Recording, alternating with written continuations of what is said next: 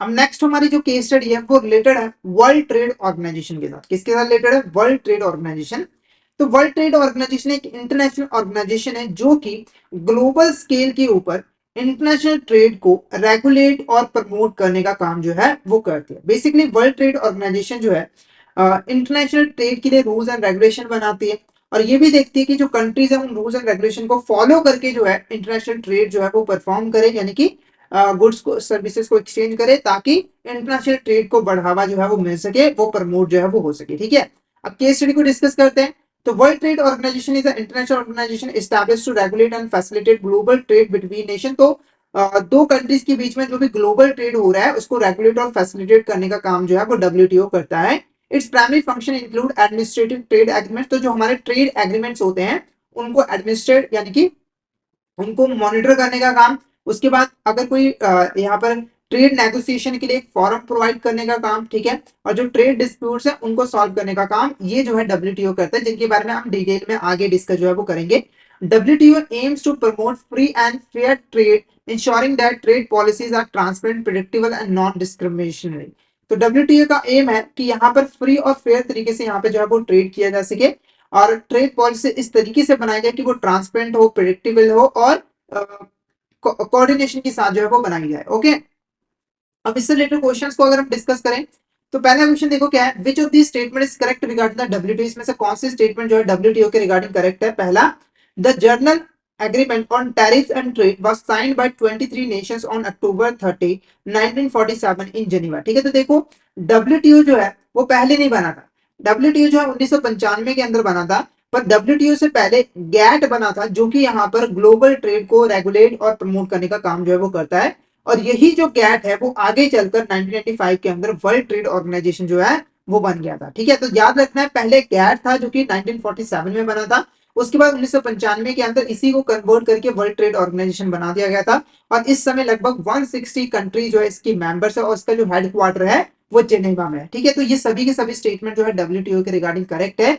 तो option D all of the above हमारे यहाँ पर क्या होगा? Correct answer. Option D all of the above हमारे यहाँ पर करेक्ट आंसर जो है वो रहेगा।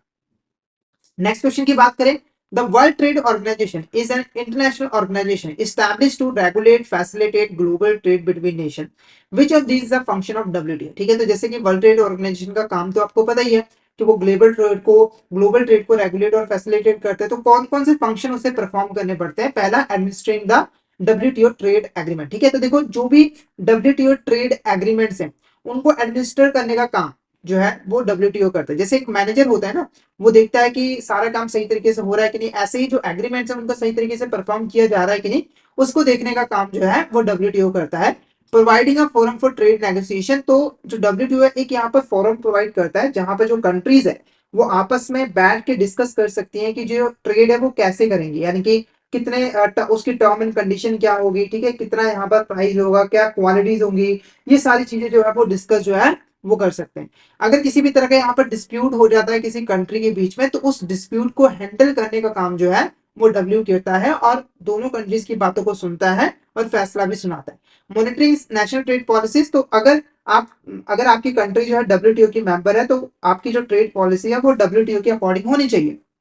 जैसे डब्ल्यूटीओ का ऑब्जेक्टिव है कि इंटरनेशनल ट्रेड को बढ़ावा देना है, तो आपका जो पॉलिसी है वो भी यहाँ पर इंटरनेशनल ट्रेड को बढ़ावा देने वाली होनी चाहिए। जैसे अगर आपने कोई पॉलिसी बना ली जिसके अंदर आपने अपनी इकोनॉमी को क्लोज इकोनॉमी बना लिया, तो इस केस में तो आपने बिल्कुल ही आपने इग्नोर कर दिया है डब्ल्यूटीओ की गाइडेंस को। तो ऐसा नहीं चलेगा, अगर आप इसके मेंबर हो तो डब्ल्यूटीओ की गाइडेंस को भी आपको मानना जो है वो पड़ेगा, ताकि सभी कंट्रीज के अंदर इंटरनेशनल ट्रेड को बढ़ावा जो है वो मिल सके। तो ये सभी के सभी जो फंक्शंस है वो हमारा डब्ल्यूटीओ जो है वो परफॉर्म करता है। तो हमारा जो करेक्ट आंसर रहेगा वो रहेगा ऑप्शन डी। ऑप्शन डी हमारे यहाँ पर करेक्ट आंसर जो है वो रहेगा। नेक्स्ट क्वेश्चन की बात करें, which of the following statement is not correct regarding the India relationship with world trade organization. तो देखो हमारी जो इंडिया है वो डब्ल्यूटीओ का मेंबर है, तो कौन सी स्टेटमेंट करेक्ट नहीं है? पहला, India has been member of WTO since 1995। ठीक है, तो इंडिया जो है वो बेसिकली वर्ल्ड ट्रेड ऑर्गेनाइजेशन का 1995 से मेंबर है, यानी कि ये फाउंडिंग मेंबर है, तो स्टेटमेंट बिल्कुल करेक्ट है।